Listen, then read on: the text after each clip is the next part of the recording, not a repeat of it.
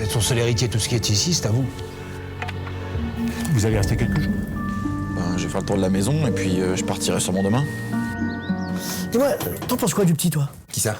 Des mecs qu'on fait venir pour sauver le monde. T'en connais beaucoup, toi? Vous avez pas des quiches ou un truc dans le genre? C'est une boulangerie ici, c'est pas une quicherie. Le tout début, c'est un sketch écrit avec mon collègue Alban Lenoir, qui joue dans la série aujourd'hui, qui joue le rôle de Klaus. Je me suis dit, finalement, je vais faire une vraie série avec une vraie histoire, un vrai arc narratif sur une saison, construit sur une saison.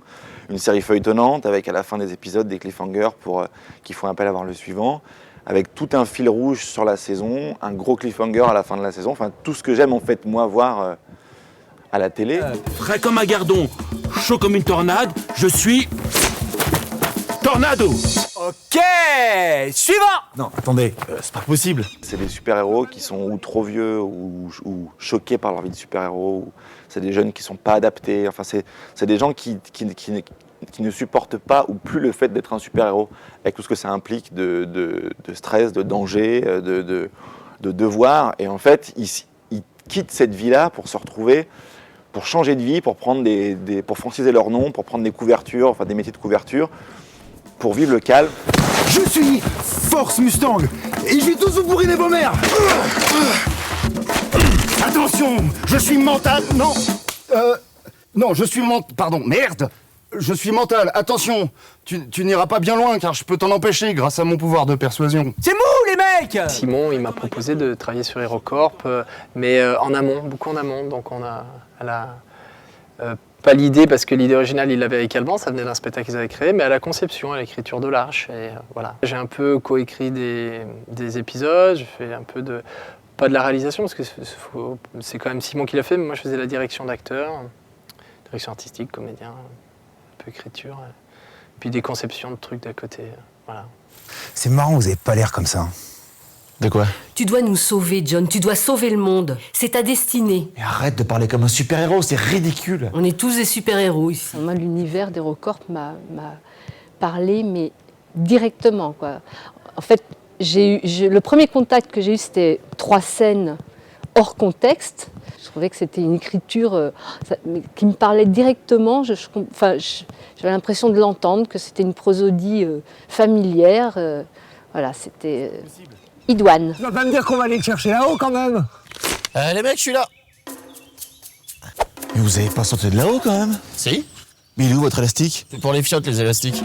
Simon, pour le coup, qui m'a proposé ce rôle, ce qu'il a apporté, c'était un peu Conan le Barbare, vu qu'il y a une vraie référence quand même à ce personnage, et dont Klaus, le personnage dans la série, est fan.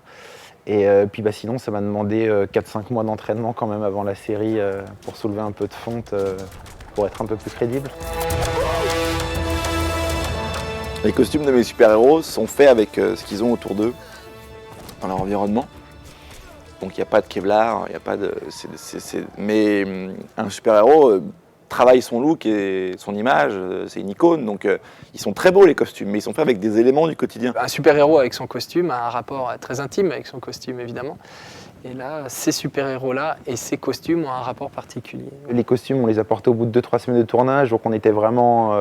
on était dans la série, on était chacun dans nos personnages, donc on était même impatients, quoi, de tourner ces scènes-là, de concrétiser un peu le personnage qu'on travaillait chaque jour pour le voir en super-héros, quoi. Je n'ai pas de costume de super-héros. J'ai ma cape, mais je n'ai pas... en fait, au moment où les super-héros interviennent, je suis toujours dans le coma.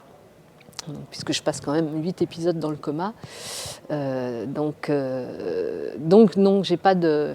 S'il y a une deuxième saison, j'aurai peut-être un costume de super-héros, j'espère.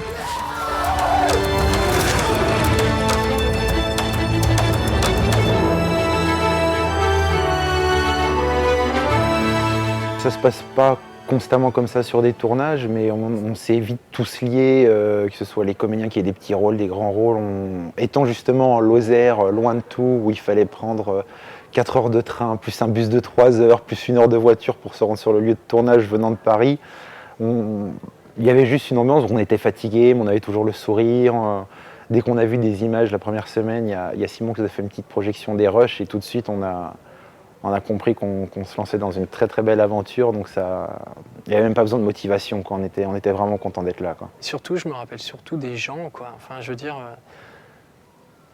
c'est un peu lénifiant de dire ça, mais d'une troupe, quoi. Enfin, d'une bande de gens là, vraiment extraordinaire. C'est toi qui es responsable d'eux. C'est toi le chef maintenant.